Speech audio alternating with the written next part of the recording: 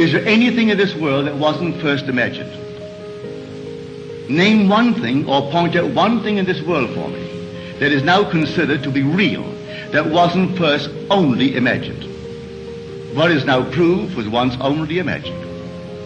Therefore, this is a true statement. All things were made by him, and he is your own wonderful human imagination. All objective reality is solely produced through imagining. The clothes you wear, the chairs in which you are seated, this in which we are now placed, everything was once only imagined. Now tonight, find out exactly what you, not what they think you ought to want, what you want. Ask no one's permission. You don't need any man's permission. You don't need your own decision. What do I want? Now what would it be like if it were true? What would I feel like were it true? Now catch the mood and try to give that mood all the sensory vividness of reality, all the tones of reality, and then sleep in it, just as though it were true. And then await the inevitable. The inevitable is you're going to resurrect it and objectify it on the screen of space. And then the world will call it real. And they may not believe you. It doesn't really matter. If you tell them it came to pass because you simply imagined it. Now, they'll point to the series of events that led up to it. And they will give credit to the bridge of incident across which you walk towards the fulfillment of that state. And they'll point out some physical thing that was the cause. No, the cause is invisible, for the cause is God. And God is invisible to mortal eye. Who knows what you're imagining? No one knows. But you can sit down and imagine, and no one can stop you from doing it. But can you give reality to the imagined state? If you do, yes, a bridge of incident will appear in your world. And you'll walk across some series of events leading up to the fulfillment of the imaginal state. But don't give causation to any physical step that you took towards the fulfillment of it.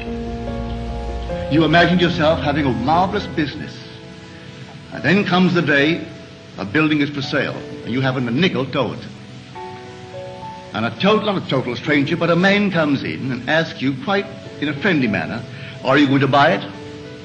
And knowing you don't have a penny, you say to him, as you would a friend to a friend, with what? And then he said, well, I have money. It's only in the bank drawing nothing. You say, well, I have no collateral. But he said, I've watched you. You're an honest person. Your family, they're honest. I think they are. Would you like me to buy it for you? Get my lawyer to bid for it. If they knew that I'm bidding, that I have money, they'll bid me up.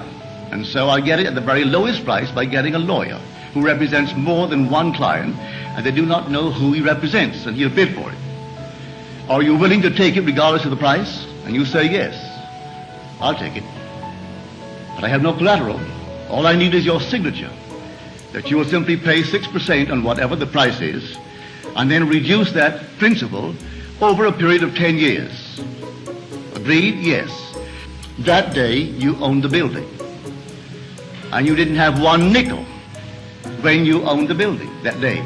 You only had your signature on a piece of paper. At the end of 10 years, you repaid the man his principal. You reduce it every year, paying him 6% on the remaining principal, and reduce the entire thing at the end of 10 years. That man dies 20 years later and leaves you $150,000 in cash, tax-free, and a couple of homes and many personal belongings. In the meanwhile, you continue in that business, and it multiplies and multiplies. And that year was 1922, 1924.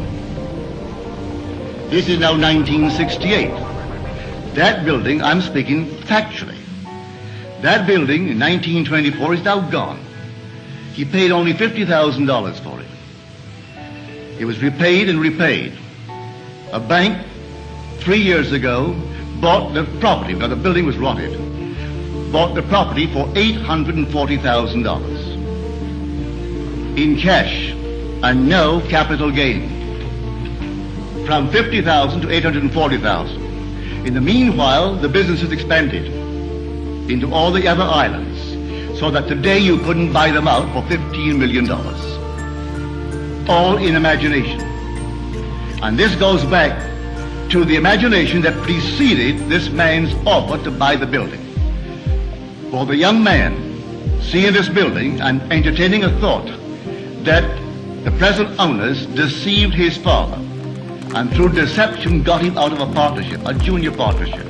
And he was moved not to get even, but to prove that he really had something within him and could be a success in spite of their deception.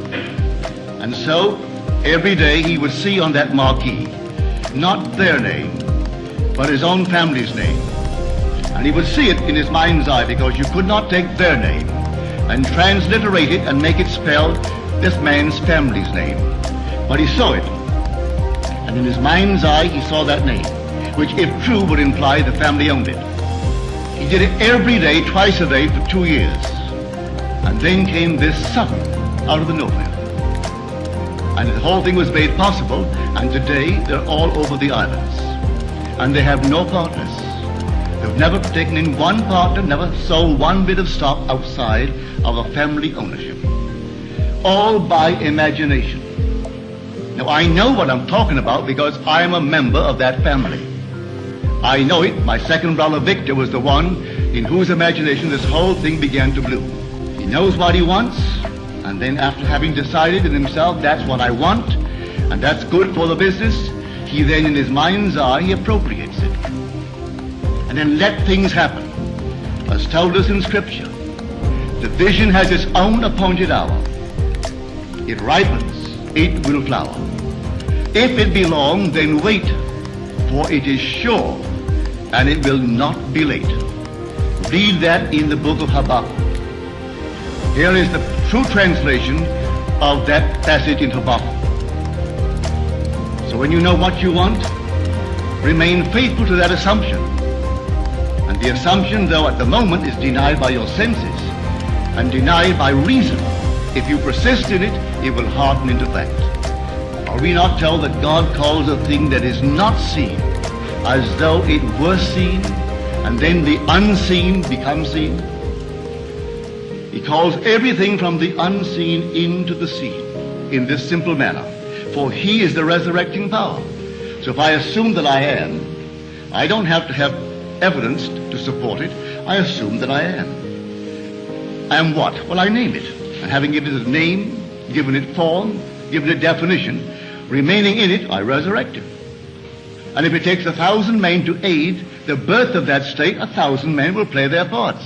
And I don't have to go out and look for them.